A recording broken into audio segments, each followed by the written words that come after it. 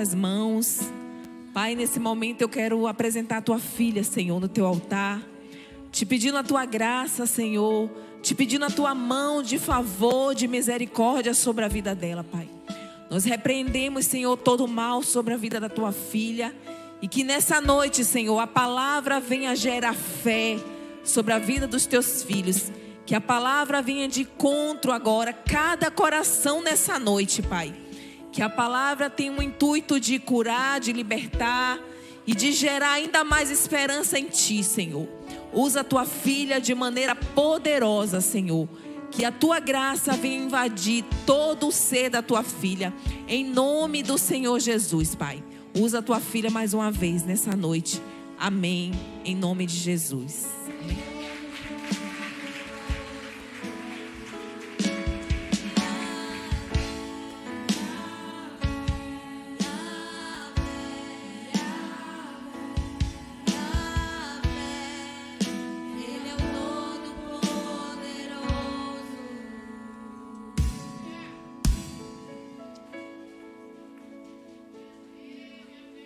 Aleluia.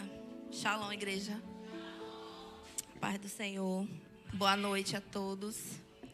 É uma honra, né? Primeiramente servir ao Senhor com tudo que nós temos, né? Como a missionária falou aqui. E é uma honra também servir essa casa, né? Essa casa que me acolheu, que me amou desde o dia que eu entrei aqui, que cuidou de mim, cuidou das minhas feridas, limpou as minhas vestes, né? Com a unção e com a presença do Senhor, que aqui esse lugar exala. E não merecemos, né? O amor de Deus, não merecemos. E hoje disse, Senhor, eu não mereço. Eu não mereço. E quando o Senhor, né? Eu sei que foi o Senhor, porque ninguém sobe aqui por nada, nem sem propósito. Ninguém está aqui porque simplesmente foi um acaso estar aqui. É o Senhor que escolhe, é o Senhor que decide. E quando o Senhor decidiu, através do apóstolo, me colocar aqui hoje, eu disse, Deus, logo quando eu estou no olho do furacão, quando estava tudo muito bem, estava tudo muito legal, estava tudo muito... A gente está no auge, né, da nossa fé. Nada acontece, às vezes a gente até espera alguma coisa, né, diferente. Mas quando às vezes a gente está só, aí Deus ele nos chama para fora, né? E eu quero agradecer a Deus e agradecer a minha liderança por essa oportunidade, né? Queria orar primeiro para que o Espírito Santo nos conduza, né? Porque nós não temos a capacidade de nós mesmos, mas do Senhor, Ele nos capacita. Uma frase que eu li esses dias foi isso, até coloquei no meu WhatsApp, que Ele não está interessado em quem já se acha capaz. Deus não está interessado, Deus está interessado em quem está à sua disposição, né? E que todos nós estejamos na disposição e na dispensação dEle. Amém? Pai, eu quero te agradecer, Senhor. Eu quero te agradecer porque Tu és, Senhor, o Deus da nossa vida. Tu és o Deus do nosso coração. Ó Deus, e como já foi falado aqui, não queremos, Senhor Jesus, apenas pedir ao Senhor, mas queremos agradecer por tudo que o Senhor nos dá, tudo que o Senhor faz por nós, tudo que o Senhor ainda vai fazer, Senhor. Deus, eu quero te agradecer por essa oportunidade, eu quero te louvar. Ó Deus, não só, Senhor Jesus, por estar aqui, mas por permanecer em Ti, Senhor. Que cada um de nós saímos daqui dessa forma, permanecendo naquilo que o Senhor nos chamou e nos confiou. Em nome de Jesus. Faz a Tua vontade nessa noite. Faz o Teu querer, Senhor. Em nome de Jesus. Amém. Pode sentar.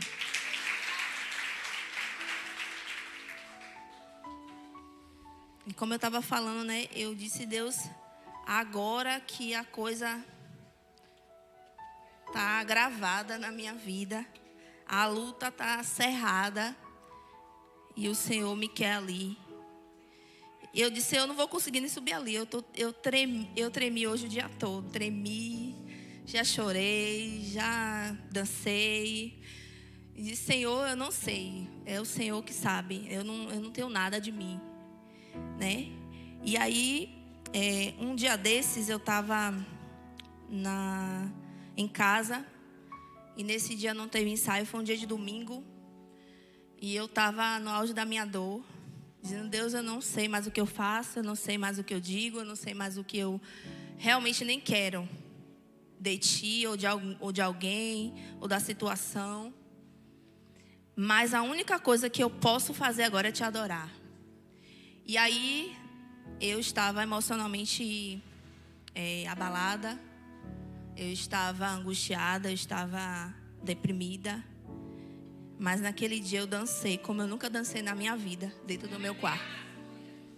Eu sei que quando a gente faz algo para Deus que a gente não quer que ninguém veja, só Ele, é bem diferente.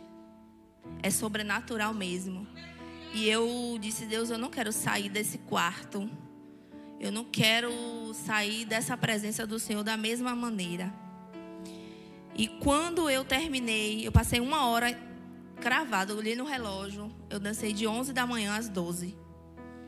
E quando eu saí do quarto, parecia que eu estava em outro lugar.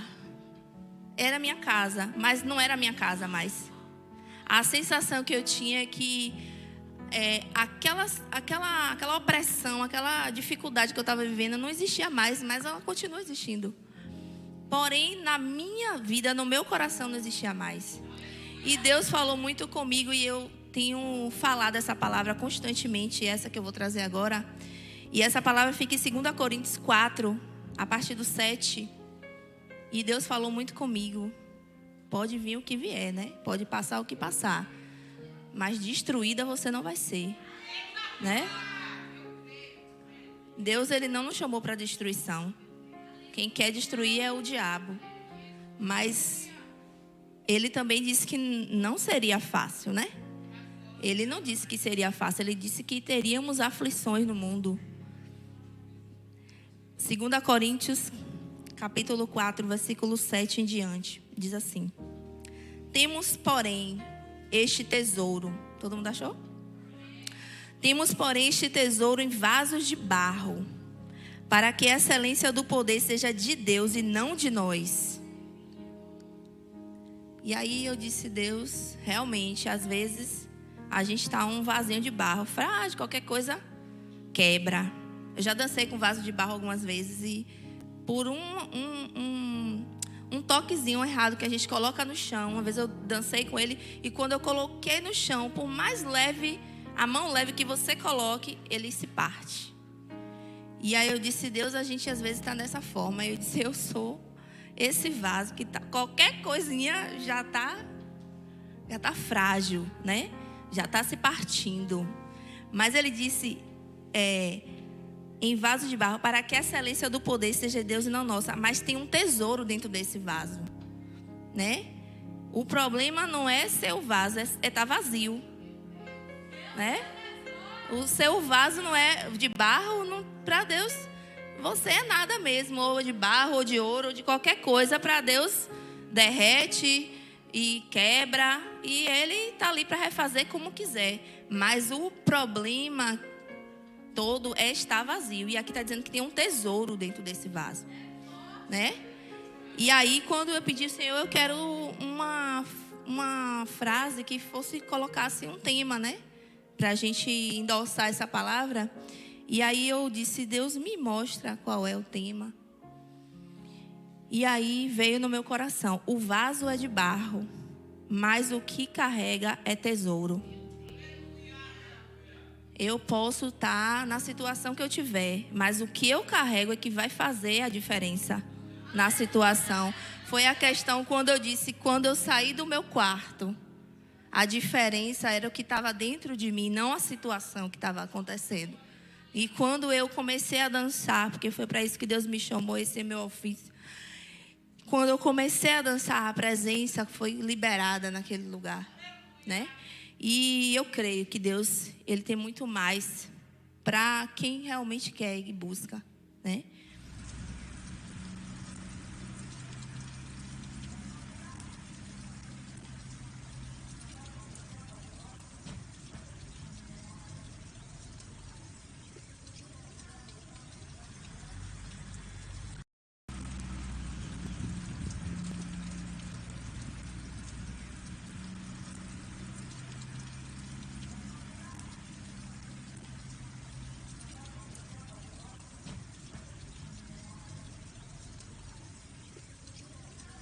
lamparina, se tornar uma lâmpada. Naquela época não tinha eletricidade, então eles usavam esses tipos de lamparina, né, para iluminar o local. E esse vaso era especificamente usado para colocar a lamparina para iluminar o local, a casa ou um cômodo da casa. E esse vaso, ele tinha o recipientezinho dentro para colocar o azeite. Porque sem o azeite, aquela lamparina não ia acender. Então, o vaso em si, sozinho, ele não tinha nenhuma utilidade, esse tipo de vaso. Ele só servia para carregar a lâmpada, a luz. Ele só servia para ter o azeite e ser queimado no azeite. E aí, sim, ele gerava alguma coisa para alguém, né? E aí, o que acontece? O que interessa nesse vaso é o que está dentro dele, é o tesouro. Naquela época, você ter a iluminação era ouro, porque o azeite era caro. E aquilo tinha que ficar queimando, gastando. Então, ele servia para carregar algo precioso, né? E ele tinha que ter, por mais frágil que ele fosse, ele tinha que ter uma resistência para aguentar a temperatura que ia acontecer durante a queima daquele azeite. E eu disse, Deus, será que eu aguento essa temperatura? Para continuar queimando, mesmo sabendo que pode se romper, que pode partir, que pode ficar todo preto. Porque ele é de barro, ele é baratinho, que qualquer pessoa trocaria por outro. Mas o que está dentro não tem como trocar. Então, o Espírito Santo tem ministrado na minha vida, e eu estou compartilhando com vocês. Aquilo que Deus tem falado comigo é que eu tenho que continuar queimando e trazendo luz aonde eu chego, aonde eu estiver, diante de quem quer que seja, independente da situação, independente daquilo que está diante de mim. Porque às vezes o cenário é trevas, é escuro. Mas se eu coloco ali o azeite e o fogo, a lamparina ela vai acender e vai iluminar aquilo que é trevas, aquilo que está escuro, aquilo que está totalmente desalinhado. Então a gente precisa, sem questionar, se submeter realmente. Eu tenho aprendido isso com a minha liderança, né? Não foi fácil entender essas coisas, mas como eu falei com uma amiga minha, eu disse, eu estou sofrendo há 2 anos. Eu tenho 2 anos de Mains, 2 anos e alguns meses. Eu estou sofrendo uma metanoia que em 20 eu não sofri. Porque realmente são palavras que realmente são espadas, são flechas que saem desse lugar e faz com que a gente realmente mude a nossa maneira de pensar. E quando a gente muda o entendimento, a gente muda o comportamento. E o meu comportamento mudou muita coisa. E quando eu entendi isso, eu disse, pronto, agora eu não sou mais a mesma. E aquela Paula que estava ali, angustiada, toda destruída, saiu daquele quarto como uma águia, que recobrou as suas forças, né? Senão eu não estava aqui hoje. A pastora Simone está ali, sabe? Recobrou as forças para continuar voando. Porque é isso que Deus quer de nós. As coisas estão acontecendo à minha volta, mas eu preciso seguir em frente. Por quê?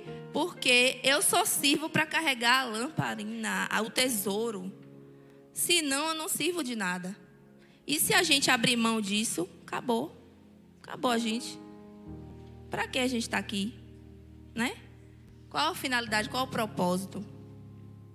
Então, somos lamparinas, devemos nos atentar para que essa luz não se apague. E para acender, eu preciso do azeite, né? As lutas e as aflições não podem nos impedir de queimar. Queimar o azeite, para a lâmpada acender e a gente trazer luz para as trevas. Eu decidi ser um vaso de barro, mas eu não quero ser um vaso vazio.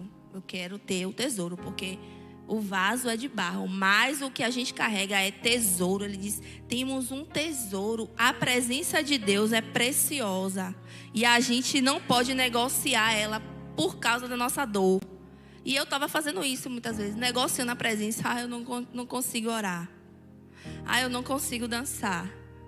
Muitas vezes eu dancei aqui, mas só Deus sabe como que eu me movimentei. Mas eu disse, eu não posso negociar. Eu tenho certeza que todo mundo aqui sentindo alguma dor não movimenta o lugar onde está sentindo dor. Eu estava sentindo dor no meu corpo todo. Mas eu disse, eu não posso parar de me movimentar. Porque aquele que me chamou, ele é merecedor da minha adoração. Ele merece que eu dance de qualquer forma, que eu adore em qualquer situação. Ele merece, porque na cruz ele fez isso. Ele sofreu toda a dor que eu estava sentindo, toda a dor que eu estava passando, toda a dor que eu estava sofrendo.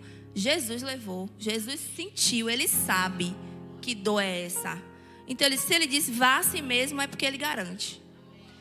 E eu sei que essa metanoia que a palavra de Deus gera em nós, quando a palavra é bem direcionada, como eu falei, 20 anos de evangelho, 2 anos sofrendo uma metanoia absurda, da minha vida financeira até a minha vida emocional. Pessoa totalmente emocionalmente instável. E hoje, eu não choro por qualquer coisa, eu não me irrito por qualquer coisa. Eu tenho estado me esforçando, claro que é um esforço diário, mas era demais.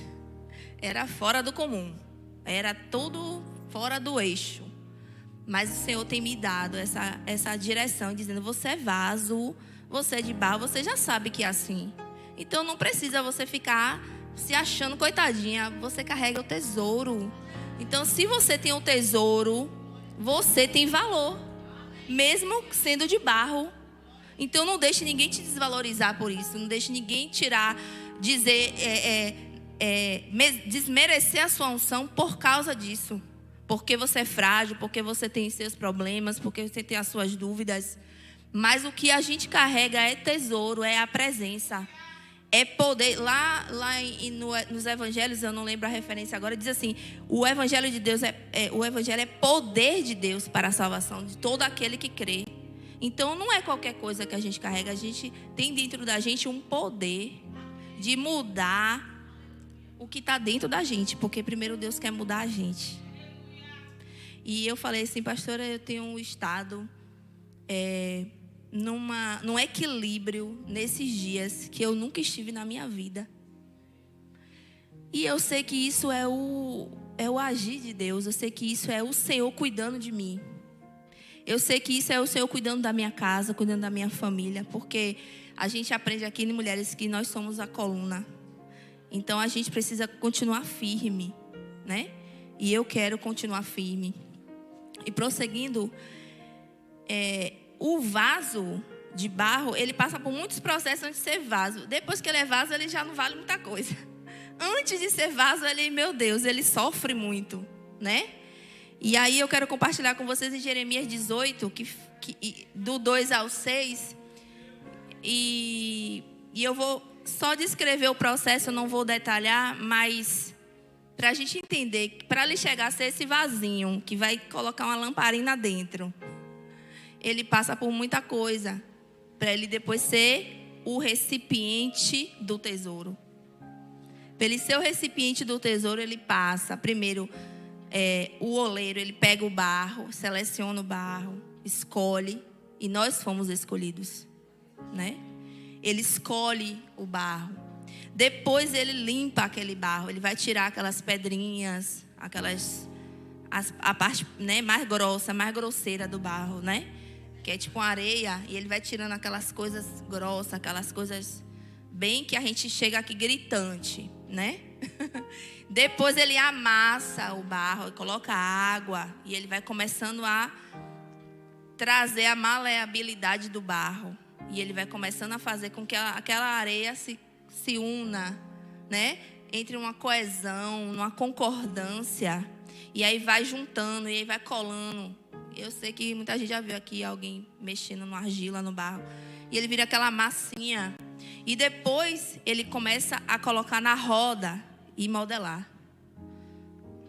Aquela roda ali, só Jesus, né? A roda do oleiro é demais, é forte a roda do oleiro. Quando você coloca ali o barro, que ele começa a girar naquela roda, o barro vai começando a deixar de ser só o barro e vai começando a tomar a forma de um vaso. Ele começa a crescer, fica todo bonito, se achando, ó. Daqui a pouco o oleiro vai lá e desfaz aquele barro. E aí começa tudo de novo, a massa, tira de novo mais a sujeira, porque quando ele começa a modelar, ele vai ver as pedrinhas aparecendo, as sujeiras aparecendo. E aí ele faz o quê? Quebra. Tira de novo as impurezas. Lapida mais um pouquinho. Amassa, sova, depois ele volta na roda. Depois ele sobe de novo o vaso. E aí o barro se torna um vaso. E lá em Jeremias 18, versículo 2...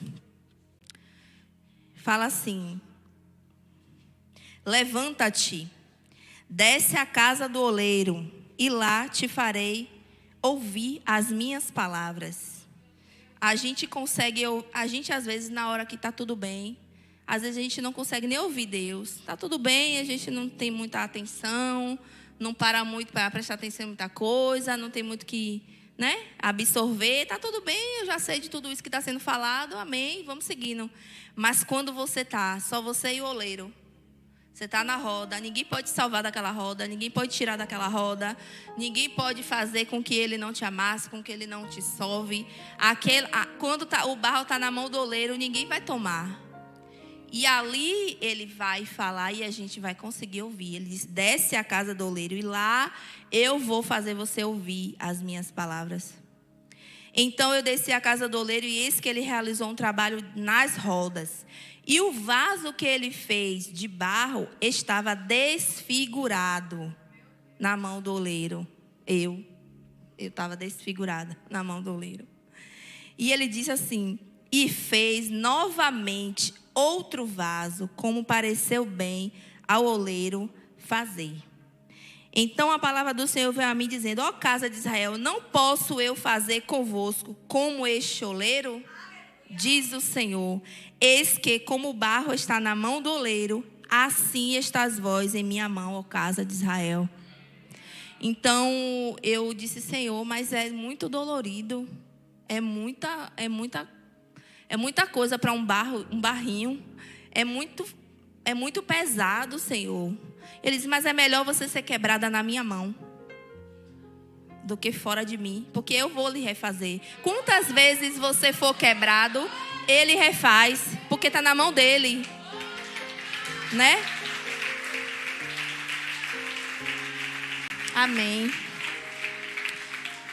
Várias vezes ele vai precisar refazer se você estiver desfigurado, se você tiver impureza, mas ele tem condições de refazer. Agora, saindo da roda, saindo da mão, acabou. Vai endurecer aquele barro e ele não vai ser nem vaso e nem barro mais. Ele perde totalmente a sua identidade fora da mão de Deus. A gente não tem identidade. A gente não sabe mais quem a gente é. Porque ele não vai ser um vaso com alguma utilidade e ele também não vai ser o barro novamente para ser... Não tem como, um barro secou, acabou, não tem como você destruir ele para de novo fazer. Ele tem que estar na mão do oleiro, porque ele sabe a temperatura que vai precisar ser aquecido ali. A mão dele já tem a temperatura certa para aquecer, para moldar, para tratar. E aí depois que estiver pronto e estiver realmente como ele quer, ele disse como ele quer, ele fez outro e tornou a fazê-lo como ele quis. Não é como o barro quer. Eu tinha muitos planos, muitas coisas para esse ano. Eu queria muitas coisas, mas não é como ele quer. E tudo mudou. Mas eu disse: eu estou na tua mão, eu não vou sair dela. Pode quebrar quantas vezes, mas eu não saio da tua mão, porque eu sei que no fim eu vou me tornar um vaso e carregar o tesouro. Porque a vontade de Deus é essa, é que a gente alcance o propósito, ser semelhante a Jesus e viver nessa terra fazendo a diferença, né? E aí, então entramos nesse processo durante as adversidades. Depois que faz tudo isso, ele molda o vaso, bonitinho. Moldou o vaso, o que ele faz? Coloca no forno. Vai pro fogo. Eu digo: meu Deus, eu não aguento. já amassou, já tratou, já triturou, já quebrou, já refez, já quebrou de novo, já refez de novo. E agora é fogo. Mas se ele não experimentar a gente no fogo, a gente vai conseguir colocar a lamparina dentro para queimar o tempo todo?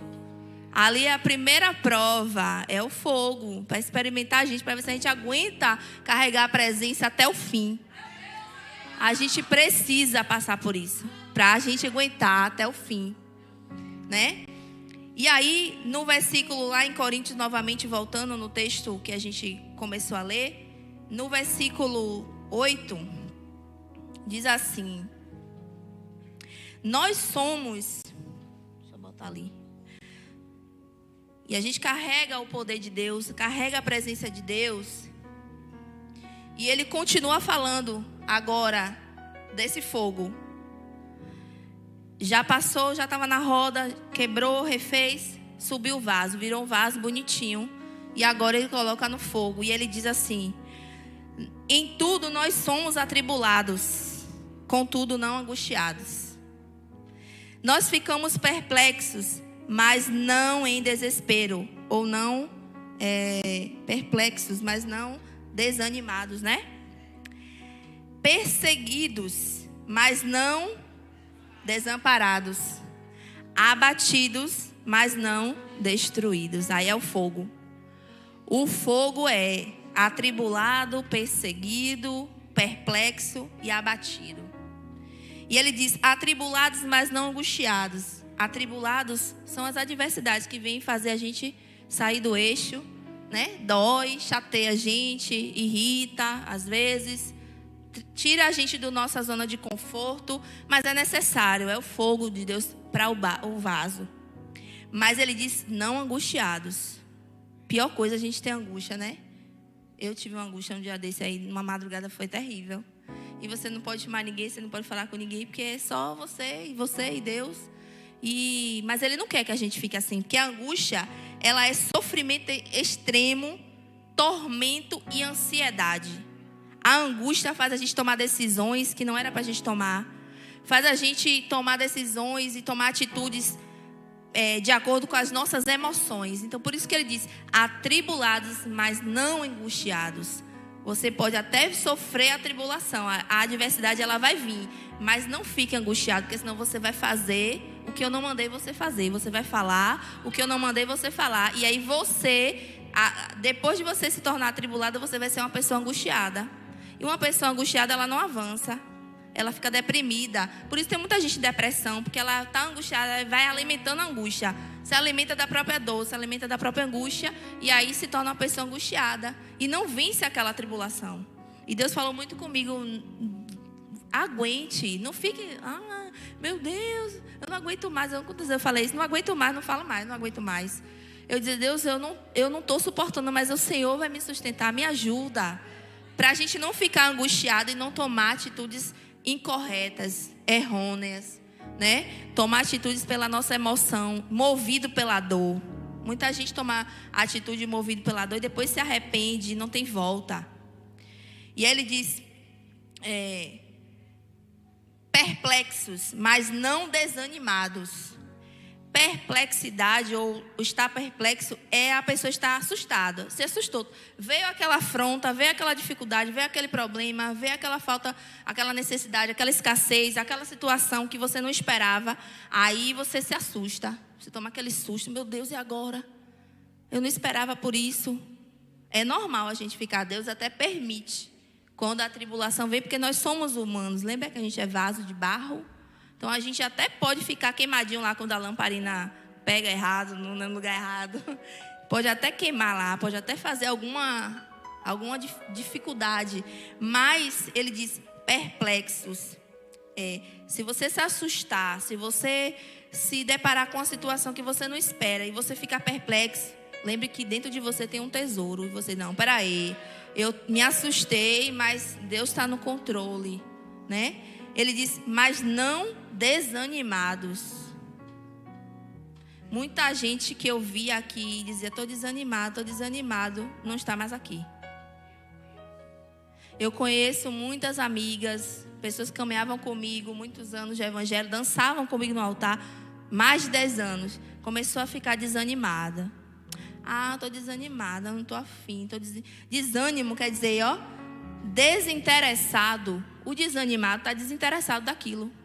Eu estou desanimado de ir para a igreja, não estou interessado na presença de Deus ali. Eu não estou interessado em ouvir a palavra, eu não estou interessado em estar com os irmãos, eu não estou interessado na comunhão. O desanimado, ele é indiferente. Desânimo é indiferença. Quando você não se anima para fazer algo, porque você não se importa com aquilo. Aquilo para você tanto faz como tanto fez. Então, essas pessoas, muitas que estiveram comigo no altar, muitos anos dançando, naquela unção, naquela poder, começaram a dizer, não estou afim hoje, não estou desanimada. Essa luta está me dando um desânimo, não quero mais ir para a igreja hoje. Essa semana eu não vou não. E aí vai deixando o desânimo, o desinteresse pelas coisas do Senhor tomar o coração. E aí deixa de ser agora assustado para desanimado. E aí se afasta da presença de Deus e daqui a pouco não está mais. Como eu falei, muitas hoje não caminham mais nem em Deus, nem comigo. Desanimaram, abandonaram a fé. O desânimo, ele pode gerar uma apostasia. Cuidado com o desânimo. Mesmo difícil, esteja em tudo, esteja buscando, esteja com a liderança, esteja sinalizando suas dificuldades para aquele que cuida de você, esteja aqui na presença do Senhor, esteja na casa do Senhor, esteja na comunhão, esteja nas convocações, porque daqui a pouco o ânimo recobra, as coisas voltam, você se sente no lugar que você deveria estar, você se sente, não, eu sou parte disso, e aí você não tem risco de depois, sucumbir, como tantos têm feito. E aí diz assim, perseguidos, porém não desamparados. Perseguição. A gente está vendo muito aí na internet, aí fora, com os pastores que tomaram realmente posicionamento na palavra e estão sendo perseguidos. E a perseguição que a gente conhece, que a igreja sofreu no princípio. A gente vê muito perseguição, acho que lá fora, mas a gente também sofre perseguição às vezes, no trabalho, em casa, ou na escola, na faculdade. A perseguição, ela é assim, é uma importunação frequente. A pessoa te importunar ali o tempo todo, querendo te abater, te abalar, querendo tirar você do foco, querendo te quebrar, para você, aquela lamparina não ficar mais em você. Quer quebrar o vaso. A perseguição sacode você ali, aperta até você quebrar. A perseguição é algo insistente. Então a gente precisa ter resistência diante da perseguição, porque ele diz, porém não desamparado. Diante da perseguição, a gente não vence a perseguição sozinho. Por isso que ele diz, não desamparado. Você tem um Deus, você tem alguém por você, você tem cobertura espiritual, você tem gente que ora por você, você tem gente que jejua por você, gente que caminha com você, você tem o Senhor na sua vida, você não está sozinho, você não está sozinha. Você pode até estar sendo perseguido, que é inevitável isso acontecer, mas desamparado você não está. O que é amparar? Segurar. Na perseguição, muitas vezes a gente não aguenta caminhar só. Aí alguém tem que segurar a gente. E Deus, ele está onde? Na roda. A gente está na roda e ele está ali com a mão dele, segurando. Por isso que eu disse, se eu quebrar, eu quero quebrar na roda. Porque eu sei que a mão dele está ali comigo. Ele não vai me desamparar. E a perseguição, muitas vezes, a pessoa fica tão desorientada com a perseguição que ela esquece que está amparado e sai da roda. Então a gente precisa ter cuidado para não achar que a gente é coitadinho, está sozinho, ninguém me ama, ninguém me quer. Também já fiz muito isso com a pastora Ednora. Ninguém me ama. Eu sou a pessoa que menos sou amada na face da terra. E sabendo que eu estava sendo cuidada, que eu estava sendo forjada, que eu estava sendo alimentada. Eu sabia de tudo isso, mas na hora da dor da gente, a gente não quer ver, A gente prefere sair do amparo e chamar atenção, E achar que a gente não é nada e de nada e ninguém está olhando para a gente. Não, Deus está conosco. Eu sei hoje que Deus está comigo. Aconteça o que acontecer, venha o que vier, esteja onde eu estiver, eu quero ser vaso carregando tesouro. Porque eu sei que é isso que faz a diferença na vida de qualquer pessoa que se coloca nessa disposição. Agora a gente precisa querer ser transformado, porque não adianta querer ser vaso, carregar o tesouro sem transformação. Eu já falei do processo. Se você desiste do processo no meio do caminho, não vai ser vaso. Então não adianta. Deus, quando Ele quer do início ao fim. Deus não é Deus de metade, Deus não é Deus de pedaço, Deus é Deus de totalidade. O processo é começo, meio e fim. Ele quer começar e Ele diz que Ele é fiel para terminar a obra que Ele começou. Mas eu preciso me submeter. Se eu não quiser estar na roda, nada vai acontecer. Se eu não quiser me transformar num vaso realmente, nada vai acontecer na minha vida. E tem muita gente que acha que vai entrar e sair desse lugar sem deixar a água molhar o barro, sem deixar Deus mexer, sem deixar Deus tratar, e tudo vai dar certo no final. É mentira, é engano, você está se enganando. Enganando a você mesmo. Enganando a sua alma, boicotando você. Porque você já poderia estar lá na frente e você ainda está aqui atrás. Por quê? Porque não está se deixando ser tratada ou ser tratada. Não está deixando Deus entrar na sua cabeça e dizer, mude a maneira de pensar, mude a maneira de você entender as coisas, porque aí você muda o seu comportamento. E às vezes a gente tem medo de ser diferente, como eu tinha. O medo me paralisava. A insegurança me derrubava todas as vezes que eu tomava uma decisão na minha vida. Todas as vezes que eu dizia, não, eu vou deixar Deus mexer nisso aqui. E aí quando Deus começava a mexer, quando Deus começava a tratar, vinha a insegurança. E agora? Mas todo mundo vai ver. Mas todo mundo vai saber. Mas isso aqui não vai dar certo. Eu não vou conseguir ir até o fim. Eu não tenho estrutura, eu não tenho recurso. Eu não tenho ideia, eu não tenho sabedoria. Ou então eu não sei fazer isso. E aí eu não deixava Deus ir até o fim. Então eu preciso entender que se eu não deixar Deus mexer e me expor, eu não vou conseguir ser transformado num vaso. Porque o vaso ali é exposto. E o oleiro ainda diz, você vai ser como eu quero, não é como você quer. Então é preciso entender que eu, diante de Deus, não sou nada. É só o que eu carrego, é o tesouro que é tudo. É a presença dele que é tudo. E se a presença dele não trouxer uma transformação, é porque não está aqui dentro. Paula, mas você disse que tem tanto tempo de evangelho e então valeu de nada? Não, a palavra sempre esteve. Mas eu não deixava ela mexer. Eu não deixava ela tratar a minha vida. Eu não deixava ela me tirar do medo, da insegurança. Eu não deixava ela me tirar do orgulho. O orgulho de achar que não, já está bom aqui. Não, eu danço aqui para Deus. Eu já alcancei esse nível aqui de unção. Não quero mais me colocar diante de nada não, porque vai ter que vir tudo de novo. Vai ter que cavar tudo de novo dentro de mim. Se achar alguma coisa que não é para estar. Como é que eu vou dançar? Como é que eu vou chegar lá na frente? Como é que eu vou chegar diante da minha liderança e vou dizer, e agora? Não. E se Deus tirar você do altar? Se Deus me tirar dali? Quantas vezes eu tive medo disso? Deus me tirar daqui. Porque eu disse, não, se eu não dançar, eu morro. Eu já proferi muitas vezes essas palavras. Se eu não dançar, eu morro. Mas Deus disse para mim, eu não quero sua dança, eu quero você. Eu permito você dançar porque eu te dei esse talento.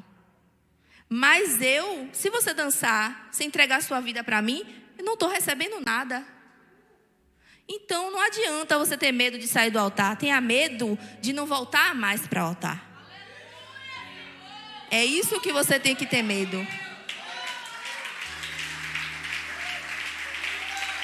Amém.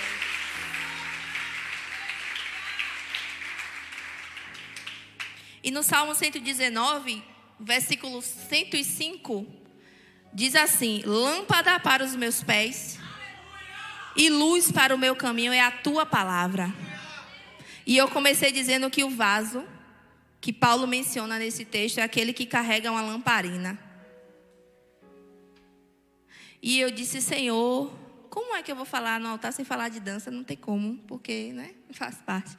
E aí Deus falou para mim, é nos seus pés, ilumina. Cada um eu dou uma forma de iluminar. Mas é a palavra que é a lâmpada, não é o seu pé que tem luz própria.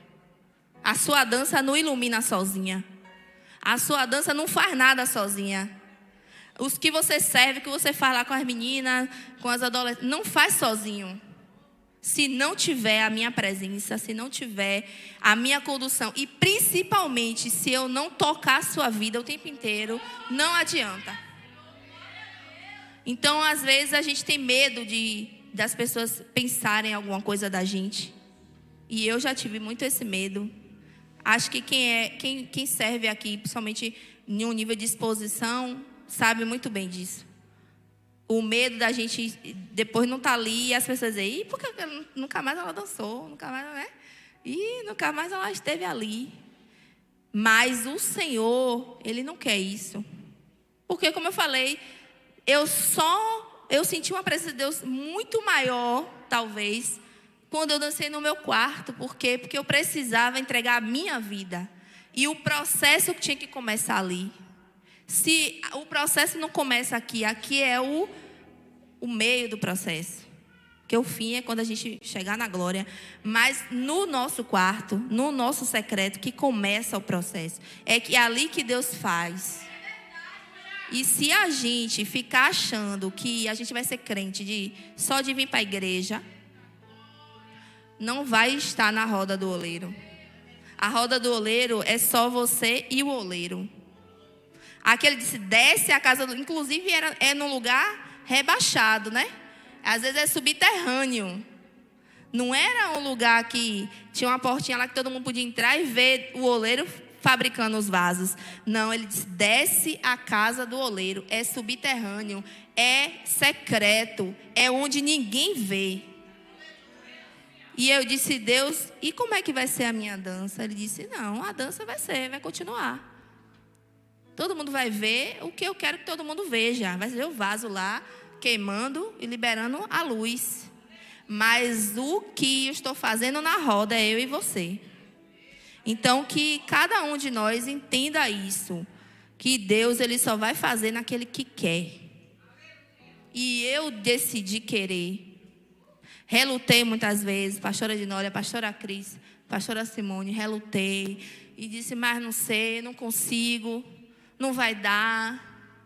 Mas no dia que eu disse, não, eu vou sair daquele quarto, eu saí diferente. Eu saí de maneira que a minha mente, eu não consigo mais ser como eu era. Eu não sei nem mais ser. Graças a Deus, assim, algumas coisas da minha vida eu tomei, acelerou de uma maneira que eu não sei nem mais como que era quando eu estava antes. Mas o cenário não mudou. A gente é que muda. Quando você está lá dentro da casa do oleiro, você não sabe o que está acontecendo lá fora. Porque é lá no fundo, lá abaixo. Lá no fundinho. Lá fora você nem sabe se está chovendo, se está fazendo sol, o que é que está acontecendo lá. Você está no seu processo. Quando você sair de lá, você vai sair para ser o recipiente da lamparina. E para finalizar, aqui no versículo de Coríntios, no versículo 16, diz assim, por isso, 16, 4:16, diz assim, por causa disso, nós não desanimamos. A minha diz, não desfalecemos. Mas a Bíblia que eu anotei aqui é não desanimamos, porque eu já falei de desânimo. Não desanimamos. Mais ainda que o nosso homem exterior pereça, contudo, o homem interior é renovado dia a dia. Aleluia. Glória a Deus. É um dia de cada vez. Quebrou na mão do oleiro naquele dia, ele vai refazer. No outro dia é outra renovação. Ele vai limpar mais um pouco, ele vai refazer. né? E aí diz assim: porque a nossa leve aflição, a qual é momentânea, opera em nós um extraordinário peso eterno de glória. Eu sinto que foi isso que aconteceu comigo. A aflição estava grande, estava tanta. O medo, a angústia, a insegurança estava. Um dia eu cheguei na casa de minha sogra com a mão na cabeça, chorando, desesperada. Veio um desespero dentro de mim, que eu saí de casa, fui para a casa dela e chorava e botava a mão na cabeça. Ela: minha filha, é o quê? O quê? Nem eu sabia o que era, é o quê? É o quê? A angústia, a dor, o medo estava grande. Mas aqui está dizendo que essa aflição é momentânea e ela vai produzir em nós um peso de glória. E aí, quando eu decidi entrar no meu quarto e dizer: Deus, eu vou te adorar, independente da circunstância. E aí o apóstolo um dia olhou para mim e disse assim, falou sério comigo e disse assim: faça valer o que você faz ali no altar. E no dia que eu fui dançar no meu quarto, eu lembrei disso. Eu disse: agora eu vou valer o que eu faço naquele altar. Porque aqui não tem ninguém me vendo, nem mosca. Na casa não tem nem mosca. Nem mosca vai me ver.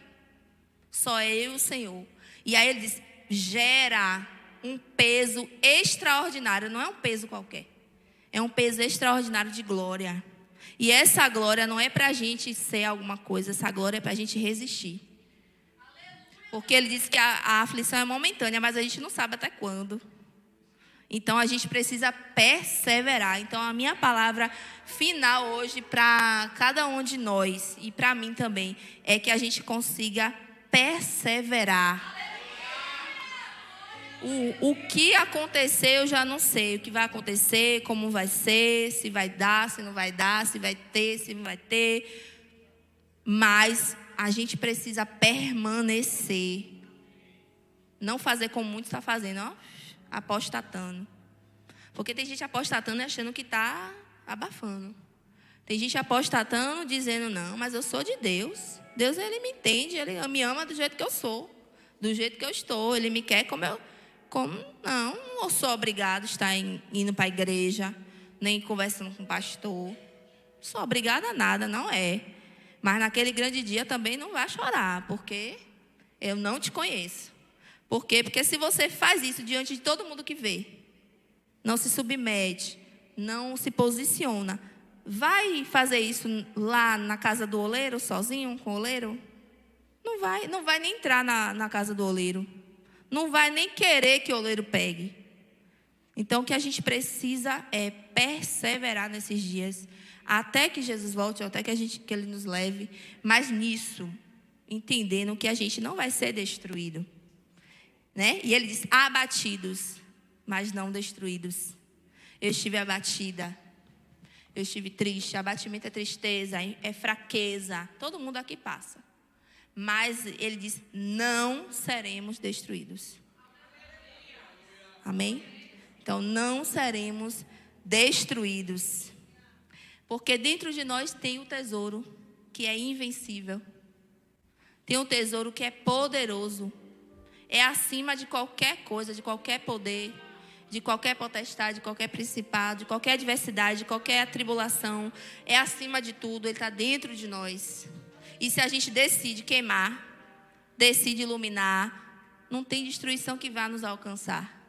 Por mais lutas que apareçam, ela não vai nos alcançar. Então, que possamos estar perseverando para que essa tribulação que a gente passa, essa dificuldade que cada um de vocês esteja vivendo, gere um peso de glória.